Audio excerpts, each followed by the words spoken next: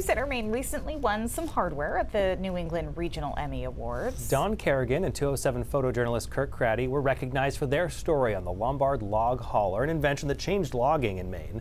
Here's what the scene was like in the ballroom in Boston when they won. And the Emmy Award goes to Lombard's DJs.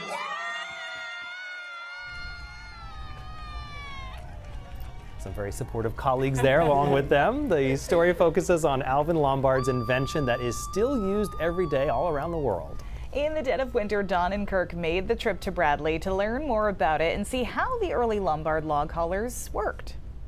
Yeah, I'll try and get as close as I can. Look, about 6 inches. Go. More. Right there. All right. With new snow overnight, it's a perfect morning to try out the sled. Terry is always trying something new. New to these guys, at least, it's the first time the Maine Forest and Logging Museum has hooked up 2 of these old-fashioned logging sleds. A nod to Maine history, pulled by an important piece of that history, the Lombard log hauler. These machines could tow 300 tons of logs, and they would be stacked many logs high and chained on. Herb Crosby is president of the museum, which keeps the legendary Maine-made machines going. They were invented just over 120 years ago by Alvin Lombard of Waterville. Crosby, who was a professor of engineering, calls Lombard a mechanical genius. He certainly was. Although he didn't go to school beyond a one-room schoolhouse, which was very typical. This would be pretty similar to what he first came up with. Very similar. Terry Harper is also an engineer and says Lombard's vision was inventing the track system to drive the log hauler through the snow. He says Lombard came from a whole family of inventors. Very smart guys, very smart. The number of patents they held is just amazing.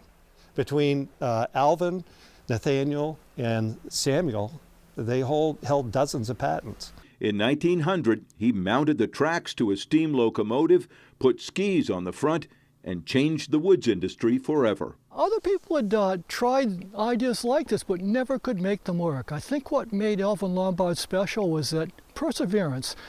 He just kept at it. When things broke, he found a better way to make them work. In 1900, he patented his first machine. It was steam-powered. They called it Mary Ann. They say Lombard's company built 82 of the steam log haulers. Only 3 remain that still run, and 2 of them are here at the museum. They fire them up in the summer. In 1914, Lombard began building a gasoline-powered version. Hundreds of them were made, including this one, with wheels on front to use as a snowplow in Waterville, built in 1934. Most important, is it fun driving this? Oh my gosh, yeah. Oh yeah. Oh yeah.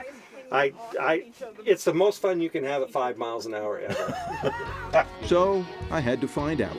So throw the clutch in first.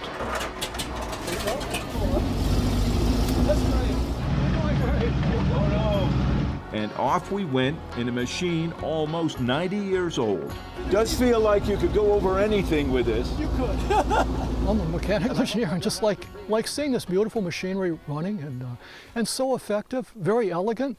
I think the fact that it's some of our machines are over 100 years old and they're still running beautifully today. The log hauler is a fascinating piece of Maine history, but Alvin Lombard's invention went far beyond his home state. Over time, his track system was adopted by others.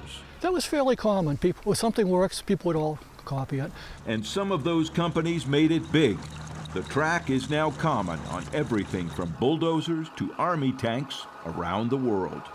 All started by that inventor in Waterville. And Terry Harper says the world ought to know what Alvin Lombard did. It's made in Maine. It was conceived in Maine, and it was used in Maine, and it's an amazing thing. On a late winter day, that genius is still very much alive. A very big congratulations to both Don and Kirk on a very well-deserved award.